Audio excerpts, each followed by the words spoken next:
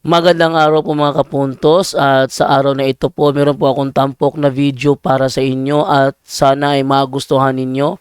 Kaya sa mga bago pa po sa aming channel, please po don't forget to hit the subscribe button at ang notification bell para maging notified kayo sa bawat video na ilalabas ko sa channel na ito. At bilang kahilingan po ng punto por punto team at naway maintindihan po ninyo, sana po wag nyo pong i-skip yung mga ads sa aming mga video. Sa maliit na bagay na po na yan, malaking tulong po yan sa ating programa at sa ating ministry. Sana po maunawaan po ninyo. Maraming salamat po, kaya wag na po natin patagalin. Simulan na po natin.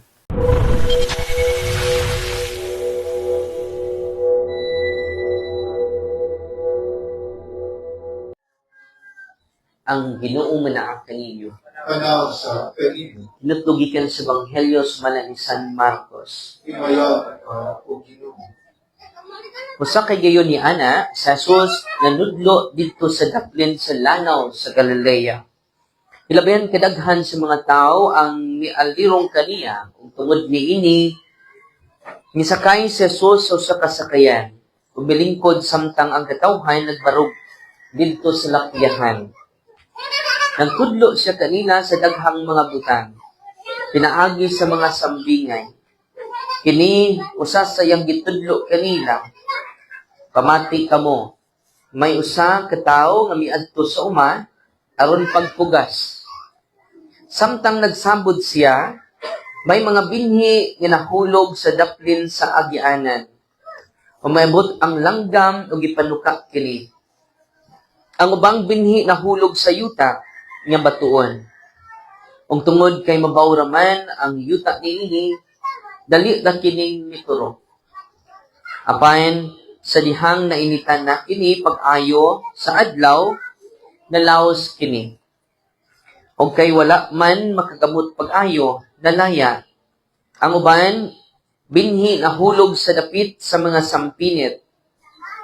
Unya mitubo ang mga sampinit o binumos sa mga tanom. Tungod niini wala sila makapanguhay. Apan may mga binhi na nahulog sa mga maayong yuta o miturok, mitubo ug nanguhay. May nanguhay ug tagatluan. Ang uban tagatuman. Ang uban tagatos. Ug unya mingon si Jesus, kung doon na kamoy dalunggan, pamati kamo. Sa nag-inusara na si Jesus, pipila niya niadto nakabati sa iyang pagpanudlo miduol kaniya, uban sa napulog duha katinun-an. O mihangyo kaniya paghatag og katin-awan, niadtong mga sambingay. Si Jesus mitubag, gipadayag sa Dios kaninyo ang mga tinago sa iyang gingharian. Apan alang sa uban, ang kamatuoran gipadayag, pinaagi sa mga sambingay, aron bisan pa sila magtanaw, dili sila makakita. O bisan mamati sila, dili sila makasabot.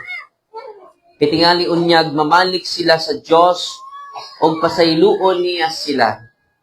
Unya nangutana si Jesus kanila, wala ba kamo makasabot sa sambingay?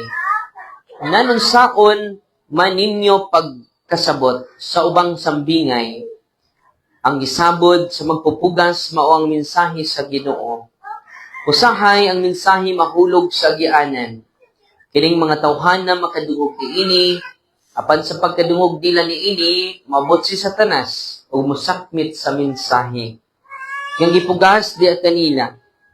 Ang ubang tawo sama sa binhi nga nahulog sa yutang batuon.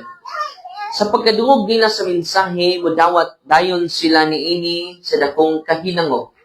Apan dili kini makagamot diha kanila. Usa dili sila mopadayon. Tungod niini pag-abot sa mga kalistanan o mga paglutos tungod sa mensahe, mobiya sila dayon. Ang uban usab, ang mga tao sama sa binhi nga gipugas sa dapit sa mga sampinit. Mao kini sila ang makadungog sa mensahe. Apan ang mga kabalaka niining kinabuhia, ang gugma sa bahandi, ang nagkanalaing matang sa mga pangandoy, muawong o mulumos sa mensahe. Busa dili sila makapangunga. Ang uban mga tao sama sa mga binhi nga gipugas sa maayong yuta. Makadungog sila sa mensahe, mudawat niini og mamunga ang uban tagatluan, ang uban tagatuman, ang uban tagatos. Ang ebanghelyo sa Ginoo. Thank you, God, o Kristo. Alig malingkod. Maayong hapon atong tanan. Sa ato ebanghelyo karon, very realistic ni natong tanan. Kay naghulagway ni sa upat kamatang na kasing-kasing o upat kamatang ka pag-response. Una, ang dunay magpupugas nga ang binhi nahulog sa dalan. Ano may karakter sa dalan? No? Bagtok niya, gahi. May karakter sa ning dalan, nahugman sa bagtok niya, gahi. Kung saan na ang kasing-kasing sa tao, unang ang liso, nagsambod ana, di na siya katurok. Manang gipuga, nailanggam ni abot. Gamong langgam dito ka sa maong liso. O ang langgam maong yawa. Unang di yun siya katurok. Kaya nga itong kasing-kasing sa mamasdan. Ang dalan, daghang mag-agi-agi, gahi niya bagtok. Unang di ka penetrate ang liso. Di ka penetrate ang mensahe sa Ginoo. O ang ikaduha, nga liso nga nahog sa matuon. Matod pa rin ang ubang tao sama. Upat kamatang ni nga tao. Nasa mo tadapit ani. Ang ubang tao sama sa mga binhi nga nahulog sa yutang batuon. Sa pagkadungog nila sa mensahe, mudawat dayon sila niini sa dakong kahinangog. Dali kay sila malipay makadawat sa mensahe sa Ginoo. Praise the Lord. Thank you, Lord. Natandog siya ko, Lord. Pero, nahug din sa yutang batuon. Sa may netabo, pandili kini makagamot diha kanila. So, ni action ng tatog tulok, pero wala jud kagamot. No? Kaya nganong wa kagamot, tungod, busa dili sila mo padayon. So, maayo lang ni sila sa sugod. Pero di jud sila mo la utay. Dasig sa sinugdanan, pero tunga-tunga wala ikita. Okay? Unsa may hinungdan ni ini? Tungod ni ini, pag-abot sa mga kalisdanan, no? Mga paglutos tungod sa mensahe mo biya sila dayon. So, muna ikaduha. Very realistic kaayo ang ebanghelyo, no? No? Nya, haom kay natong tanan. Wa jay makaipsot, no? Kay daghan usahay na to nga dasig kayo, hilak-hilak pa, andog jud ko. Pero jud na ko, dutang anong karon ra man ni, no? Ecstasy kayo.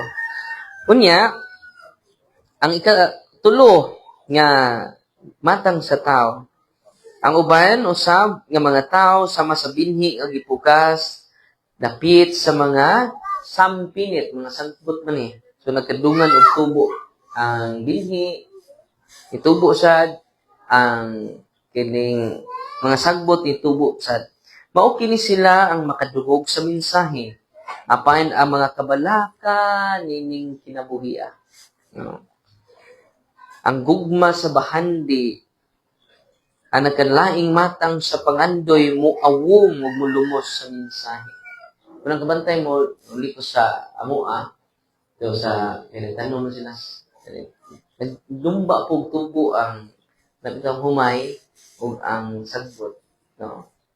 Yamingon na si Lula, Dog, magpasuhol na tagpakamot. Masuhol ng pakamot. Hiluan dahil, kwaon to mga sagbot. Aron, ang mutubo ra dyan, katulad yung humay.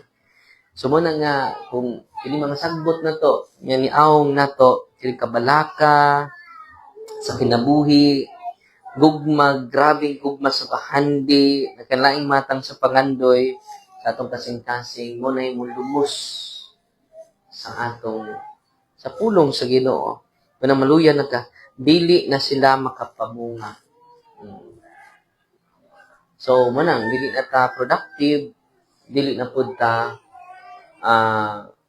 kining effective sa atong pagpangalagad sa Ginoo.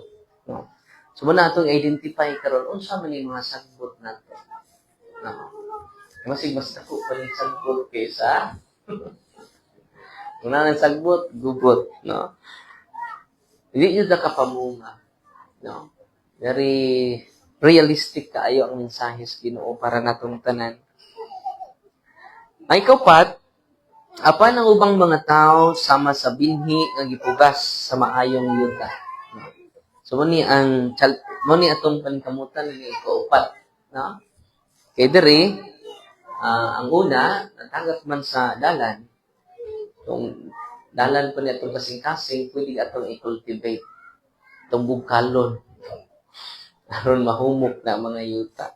Yung kung batuon sad, paano ito mga bato? Ito nang libutan sa palibot. Gardel. No?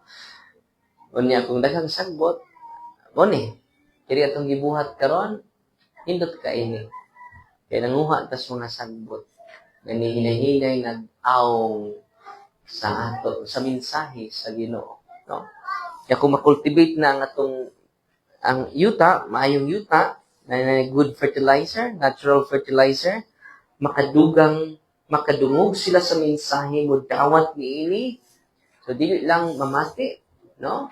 Kundi iya pong gisinati ang mensahe sa Ginoo. May challenge na to, no? Kay matod pa ni Pope John Paul II, we don't need preachers because we have a lot of them. Yan siya. We need witnesses of the gospel. No? Nato bang dili lang nitabi, kundi ilang gisinati, witnessing. So, mani challenge na to. Nako, natutanan niya din ni karon, dili lang ta mutabi, kundi ato yung isinati ang atong gitabi. No? Yung mensahe nga gikas Ginoo.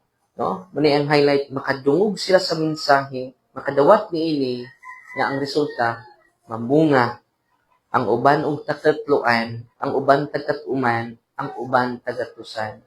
So, muni atong challenge nga mamunga dita. No? One time, na-exposure mi dito sa farming immersion dito sa Kalignan, Kamkam. Na naglubo mig mais. Nagikan mi ato nagtanom og mais. Kay ang Cebu, ganahan nila sa mais. No? Yan, dito mi sa baol ni tatay, nagsabod mi o nagpugas mi, nagmais. Human, kay magkuan na pud mi, magpagaling na pud mi mais. Naglugo mi una. No? Akong tatay, basta parent nako, yun siya nako. Tanawa ko dong, ang lubo ta no. Kining usa ka lugas no. Kung itanom ni, mo na ni siya. Pila nakagasusan ko. Ang usa ni dubli siya do. Yan naman namunga siya daghan. So yung anak ka powerful ang usa ka liso do. Kung itanom ni o niya sa maayong yuta. So mo na ni ron atong ipanglubo. No? Ug mo ni atong pagkakanon sunod adlaw. Yung anak ta kapinangga sa Ginoo. No? Rich kay meaning ang ebanghelyo karon. So, mana, atong paningkamutan, karon Lord, kung dalan pa ning akong kasing-kasing, mabugwal na unta ni sa mga guna sa imong grasya. So, muna, kining atong gihimo ron, sakripisyo man jud ni, at tutag mga lain ng mga simbahan, yan ang umpisal ta, ang uban ang umpisal na, ang uban pod ang umpisal pa. No? So, muna pagbugwal sa atong kasing-kasing nga yuta kuan padalan pa bagtok nga gahi pa dyan. No? Karon humuhumok ni ron i-cultivate na ni o niya mga batuon nga kasing-kasing So ato ng pagwaon ang bato nya atong dugang nga yuta aron ma-cultivate yun ang healthy nga kasing-kasing o pinaagi nining pagpamati nato sa mga kamantuuran nga atong nadungog sa simbahan no? Mo ni pinakanindot nga mamungat ang katloan, mamungat ta og 60 no? Mamungat ang agatusan.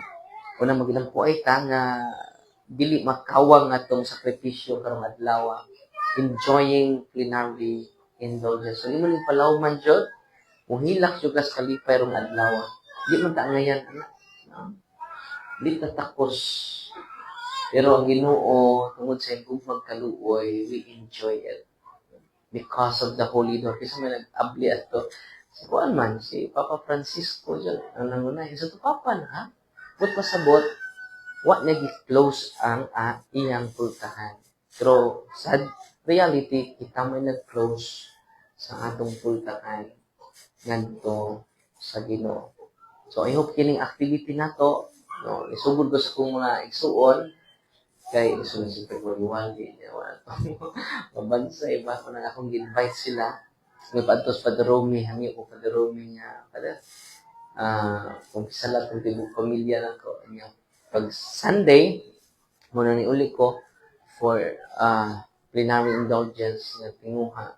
Una nga karong sunod adlaw kung ganahan mo yung family ako kapag gi-encourage na may sakyan na nato. Gamitan na ninyo. Kaya pag sabot lang mo sa adlaw no, mo magkahiusa. Ang Lunes, Martes, Miyerkules o nanay kuan. Gamitan na ninyo. Parang naghantag bunga. No? Ya, ubay man tang niya dito, nandot kayo na. I hope you will not only dili lang nimo na i-keep ng maong nindot nga experience.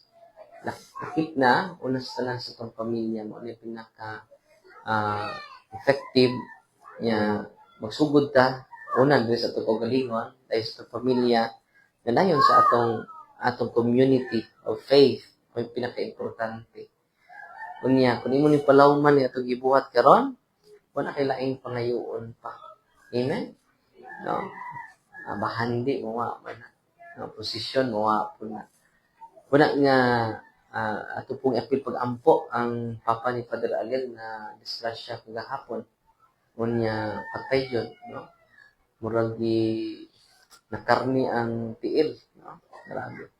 Kusog kay padagan ang nakabangga hubog pa jud.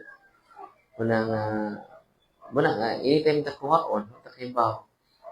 Yung helmet siya, balik din yung tiil. Nahuntan siya ng pagdugo. Ang grabe. So, muna nga, I hope you will give time sa inyong family, labi na sa itong ginikanan, sa atong family circle. Masig na, nabuang na ta sa katao, nabuang na ta sa mahandi, nabuang na ta ni trabaho. No? You never give quality time to each other. Matag-usan na to, labaw pas mahandi. Matag-usan na to, labaw pas yung trabaho. Nga una lang taga-realize nga importante man dahil family members. No? Kung mawa na, una nga, I hope you will enjoy each other's presence. Labi na to presensya karon. Kay labaw pa na sa imong naabot. Labaw pa na sa imong nakabot. Labaw pa na sa unsay atong success nining kalibutan. Kini atong gibuhat karon, mo ni pinakadako ha grasya nagbaha jud nangabasa na ron sa tubig sa iyong panalangin no? I hope you will savor it no murag nagkaon ka og litson no imo yung hastang imong mga sauce imong pagtilaan no? I hope you savor it before going to sleep because savor the wonderful blessing of God to the church this Jubilee year no grabe si Kristo kay grasya jud tanan no ikaduha we are nothing bisag unsa pa ka maayo ang nabuhat nato tanan we are nothing and don't forget that we are nothing ya kung nanakay nakabuot kani kasi mahambugiro na ta ay kaliwat we are nothing bisan pag Okay, naka-invento sa pinaka-nindot invention. You are nothing. Now, we are nothing before the eyes of God. And it is an act of humility. Humus. No? Munang tungod ra jud sa ugmag kaluoy sa Ginoo anong naabot ta karon. No, usahay kung utaas na ang atong ah, accumulation of wealth, makalimot ta. No, we are nothing. No. Pila to kabuok tong Quran son tong humility of heart ni Father murag ko pa to nindot kayo na paano yan, no? Mga reflection, no? Murag Dapa, no? I-share nyo ito sa mga delivers. Nindot kayo, no? Ano na itong mga achievements are nothing compared to the mercy and love of God to us. So, tungod na nis kaluoy Diyos Ginoo, no? Atong mga achievements, kung usahay kay mo taas ng tao, mainil na, biro naman. But in reality, He is nothing. No? In reality, we are nothing. No? Unang sa Galatia, masud ko, Galatia 6:4, no? Ingon San Pablo nga, tanan na itong naabot, maayo ba na? O di maayo? Ang mga maayo nga naabot na to, kung masudas itong hunahuna, you deceive yourself. You deceive yourself. Don't forget that we are nothing. No? Una nga, meaning atong kuan karon, we become something because of the mercy and love of God.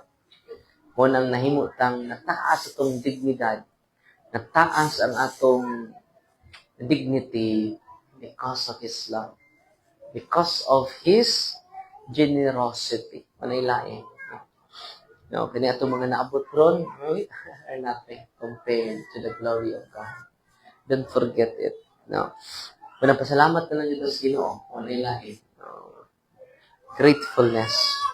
So, manano, balik ko na ko. Ang una, ang usang matang, kasing-kasing, dalan niya kasing-kasing, kadua batuon niya kasing-kasing, katulong nga kasing-kasing, sagbuton niya kasing-kasing, yung katulong nga kasing-kasing, tabunok niya kasing-kasing. So, muna itong pangayoon sa Ginoo karon, no?